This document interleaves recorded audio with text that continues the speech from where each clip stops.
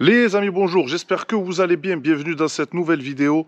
Donc aujourd'hui je vais vous expliquer et montrer voilà, comment utiliser une boîte automatique si vous n'avez jamais utilisé une boîte automatique. Et également quelques petites astuces, quelques petits secrets qu'il faut appliquer pour préserver la durée de vie de sa boîte automatique. Puisque certains font des petites erreurs. Et c'est vrai qu'on peut, si on utilise mal sa boîte automatique, on peut donc entraîner une usure prématurée. Et donc voilà, je vous donne ces petites astuces tout de suite les amis. Pour l'utilisation de la boîte automatique, il faut savoir qu'une boîte automatique a forcément que deux pédales, d'accord? L'accélérateur et le frein, logique, on n'a pas d'embrayage et tant mieux. Donc ce qu'il faut savoir, surtout pour les débutants, le pied gauche qui en théorie sur une boîte manuelle nous sert à embrayer, débrayer, sur une boîte automatique il ne sert à rien. Voilà, donc il ne faut surtout pas l'utiliser. Donc l'astuce c'est vraiment poser son pied gauche sur le repose-pied. Voilà, il ne faut surtout pas utiliser ce pied pour freiner. Pourquoi? Puisqu'en fait, si vous sortez d'une boîte manuelle, le pied gauche, vous avez l'habitude d'embrayer, de débrayer.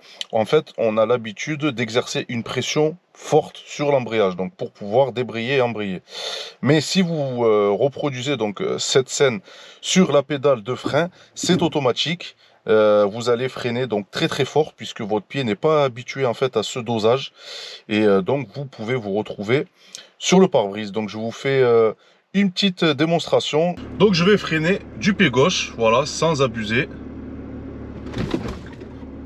Voilà, c'est vrai qu'on freine sec puisque c'est le réflexe, le dosage n'est pas le même avec cette jambe-là. Et donc forcément, si vous allez freiner avec cette jambe-là, vous allez effectuer un freinage hyper fort et c'est dangereux sur route ouverte. Donc faites attention à ça, c'est une des bases de la conduite de la boîte automatique. Donc quand vous arrivez devant votre boîte automatique, on peut donc retrouver les différents symboles, enfin les différentes lettres. Donc le P pour parking, le R c'est reverse, donc c'est la marche arrière. Le N, c'est le neutre et le D, c'est le drive, d'accord?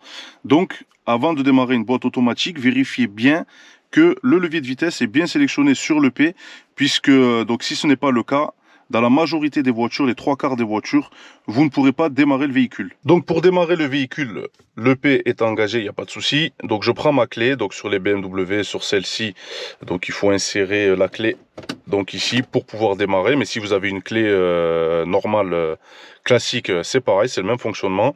Il faut obligatoirement freiner. Donc, vous appuyez sur le frein, d'accord?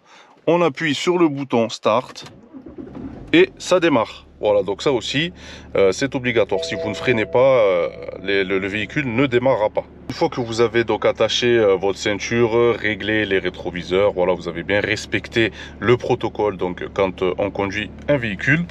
Donc le pied gauche, on le met sur le repose-pied puisqu'il ne sert à rien, d'accord? Donc on se retrouve là avec le levier de vitesse. Ici derrière, comme pratiquement sur toutes les boîtes automatiques, vous allez retrouver un petit cran, d'accord? Il y a un petit bouton, une sorte de bouton. Donc il faut freiner, comme je vous ai expliqué. On freine. Et vous voyez, si je n'appuie pas sur le bouton à l'arrière, le levier ne fonctionne pas. C'est une sécurité pour les enfants au cas où, puisque un enfant pourrait très bien, même si le véhicule est démarré, toucher le levier et passer sur D. Et le problème, c'est que si on passe sur Drive ou sur R sur le véhicule et qu'on ne freine pas, le véhicule va avancer ou reculer tout seul. Donc ça, c'est la particularité. C'est pour ça qu'on a toujours un cran de sécurité à l'arrière. Donc là, pour démarrer, je freine, j'appuie sur le cran de sécurité et je me mets en drive, d'accord? Le frein à main est baissé. Et à ce moment-là, vous allez voir que si je lâche mon pied du frein, regardez, j'enlève le pied, le véhicule avance tout seul. Voilà, donc ça, je sais que c'est un petit peu déroutant au tout début pour ceux qui n'ont jamais utilisé de boîte automatique, mais il faut vraiment ne pas être distrait et il faut vraiment faire attention à ce gros détail, puisque si vous lâchez le pied du frein, le véhicule avance tout seul. Voilà, c'est comme ça sur les boîtes automatiques et donc il faut être prudent. Donc après, vous êtes en train de circuler et pour une raison ou pour une autre, vous voulez faire un demi-tour. Donc le véhicule roule, il faut absolument que le véhicule soit à l'arrêt pour manipuler le levier de vitesse. C'est très très important, voilà, parce que sinon vous allez faire des à-coups dans la boîte et c'est vraiment pas bon, c'est vraiment anti-mécanique. Donc pour manœuvrer, on s'arrête, vous voyez, le véhicule est en D, il n'y a pas de souci. J'appuie sur mon cran de sûreté neutre, reverse. Et là, donc vous allez sentir peut-être un à-coup ou pas. Moi, je le sens pas, mais suivant les boîtes automatiques, vous le sentez. C'est pas très grave, c'est pas forcément très grave. Donc là, je suis en reverse. Et comme pour le drive, si je lâche mon pied du frein, le véhicule automatiquement va reculer tout seul. Donc ça aussi c'est pareil, il faut vraiment faire très attention quand vous manipulez le levier, quand vous utilisez la boîte automatique, puisque si vous êtes distrait pour une raison ou pour une autre, un téléphone, un passant qui passe ou quoi que ce soit, vous lâchez le pied du frein et la voiture va se mettre à reculer toute seule. Donc s'il y a quelqu'un derrière ou un véhicule, vous allez l'emboutir. Donc ça c'est pareil, c'est des précautions à prendre, il faut vraiment être prudent. Quand on lâche le pied du frein, la voiture va reculer ou avancer si on est en drive. Donc là on se retrouve dans un cas particulier, puisque on est donc sur une pente, d'accord? Donc il y a une inclinaison, on est en pente. Comme je vous avais expliqué, c'est vrai que si on lâche le pied du frein, la voiture avance toute seule. Alors si on est en pente avec l'inclinaison de la pente, si on lâche le pied du frein, la boîte va compenser en fait le fait que normalement elle doit avancer tout seul sur une surface plate, d'accord? Donc sur une côte, forcément le véhicule en fait reste stable sans freiner, sans faire quoi que ce soit. Regardez, je vous fais l'expérience. Donc là j'ai tout lâché. Et bien ça, c'est une situation qu'il ne faut surtout pas faire. Pourquoi? Puisqu'en fait, si vous laissez, donc vous lâchez le pied du frein et que vous laissez la boîte compenser l'inclinaison de la pente, vous allez simplement fatiguer votre boîte, faire chauffer votre huile de boîte et abîmer les disques d'embrayage qu'il y a sur la boîte automatique. Et donc, c'est très mauvais. Donc, si vous êtes sur une pente pour faire un démarrage en côte ou quoi que ce soit, la procédure, on reste pied sur le frein. Voilà. C'est étudié pour, il n'y a pas de souci, mais voilà, il faut garder le pied sur le frein et on enlève le pied du frein que si vous voulez décoller. Donc là, moi, je veux repartir sur une côte, j'enlève le pied du frein et j'accélère de suite. Voilà, pour soulager la boîte. Donc l'avantage d'une boîte automatique, c'est qu'en fait, il n'y a pas, on recule pas. Voilà, le véhicule ne recule pas. Et donc ça, c'est très bien. Si vous avez peur des côtes, en boîte automatique, vous ne risquez rien. Vous n'avez pas besoin de jouer avec l'embrayage ou une autre pédale. Dès lors où vous lâchez le pied du frein, vous pouvez repartir aussitôt.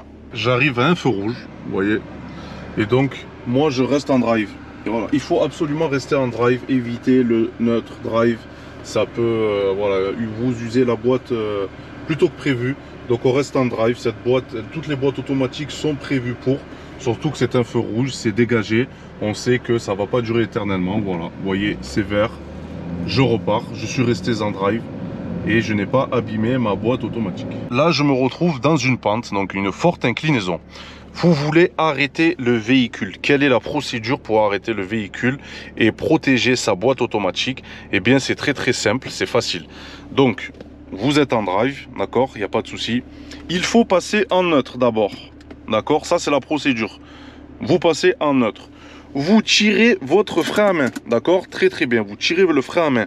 Ce que vous faites, donc vous avez toujours le pied sur le frein. Lâchez légèrement le pied. Vous allez voir que le véhicule en fait va se reposer sur les mâchoires de frein. D'accord? Donc ça c'est hyper important pour la boîte, puisqu'en fait donc vous allez la protéger. Donc là moi mon véhicule est parqué, j'ai mis le frein à main et à partir de ce moment là je peux passer en P. Voilà, ça c'est hyper important les amis, de faire cette procédure là, puisque sinon vous allez abîmer la boîte. Alors exceptionnellement, je vais vous faire le test. Vous allez entendre un bruit qui n'est pas très sain, pas très catholique. Vous allez voir le pourquoi du comment, et c'est vrai qu'il faut absolument faire comme je vous ai dit. D, je passe en neutre, d'accord, je tire mon frein à main, je lâche mon pied du frein, la boîte est posée sur les mâchoires, la voiture repose donc sur les mâchoires de frein, elle est stoppée, il n'y a pas de souci, et ensuite je passe sur le P. Donc je vous fais le test si je suis dans une pente et que je ne respecte pas cette procédure, d'accord? Donc je suis désolé ma boîte de te faire ça, mais c'est juste pour que les spectateurs voient un petit peu qu'est-ce qu'on fait, comment ça se passe. Donc je suis en D, je passe en P, très bien. Je lâche mon pied du frein et regardez ce qui va se passer. Voilà, le véhicule a avancé. Là malheureusement le poids donc de la voiture est bloqué en fait par la boîte et ça va l'abîmer. Automatiquement ça va l'abîmer et c'est très mauvais. Pourquoi c'est très mauvais? Puisque au redémarrage, donc là je vais repasser sur D, on devrait entendre un bruit pas très sain. voilà, ça m'a fait un à-coup avec un bruit, le véhicule a bougé. Et donc ça, c'est hyper mauvais sur une boîte automatique. Surtout les amis, ne faites pas ça. Donc je me répète, D, je tire le frein à main, la voiture est posée, P. Si vous êtes en panne avec un véhicule automatique, ça peut arriver. Il faut savoir une chose, c'est qu'on peut passer le véhicule donc sur le neutre. Donc c'est possible, il faut simplement mettre donc le contact, appuyer sur le freinage, sur la pédale de frein et se mettre en neutre. Et là, à partir de là, vous voyez, vous pouvez donc rester sur le neutre et vous pouvez donc tracter le véhicule et le déplacer sur une courte distance. Il faut savoir qu'attention, ce n'est pas bon de tracter un véhicule sur le neutre sur une longue distance. Voilà, c'est fait simplement pour des petites distances si vous n'habitez pas loin ou pour déplacer le véhicule pour pas le laisser au milieu de la route. Donc voilà les amis, ça aura été l'occasion un petit peu voilà, de vous donner quelques petites astuces sur l'utilisation d'une boîte automatique. Donc il faut savoir également qu'une boîte automatique ça s'entretient. Même si on vous dit qu'il y a donc des huiles à vie, c'est pas vrai. Il faut faire sa vidange de boîte. Alors c'est suivant l'utilisation du véhicule. Tous les 60 000 km si vous avez une utilisation un petit peu intensive, si vous tractez voilà, beaucoup de charges lourdes, tous les 60 000 km c'est recommandé, et tous les 80-90 000 km en utilisation classique normale.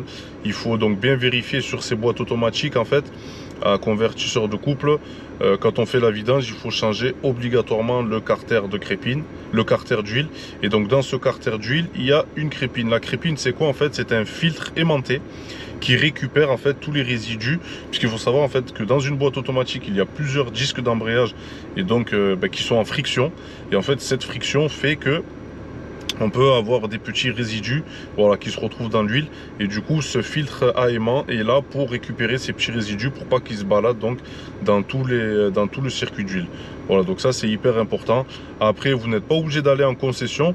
D'ailleurs même moi je vous recommanderais d'aller plutôt dans des centres qui font que de la boîte automatique, puisque voilà ils font que ça.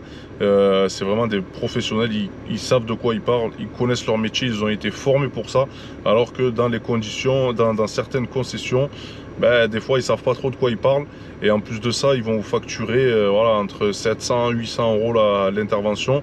Alors que par exemple pour une BMW comme celle-ci, si vous allez chez un indépendant hein, pour 450-500 euros, voilà, on peut vous vidanger donc la boîte de vitesse avec le changement du carter.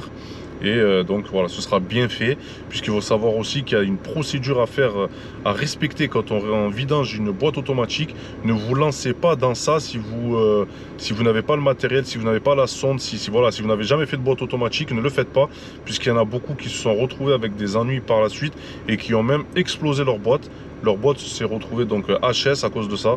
Donc voilà, confiez bien cette tâche à un professionnel. C'est très très important si vous voulez voir la durée de vie de votre boîte voilà, qui est prolongée. Donc voilà les amis, prenez soin de vous. J'espère que cette vidéo vous aura plu. Et on se retrouve donc bientôt pour de prochaines vidéos. Ciao ciao.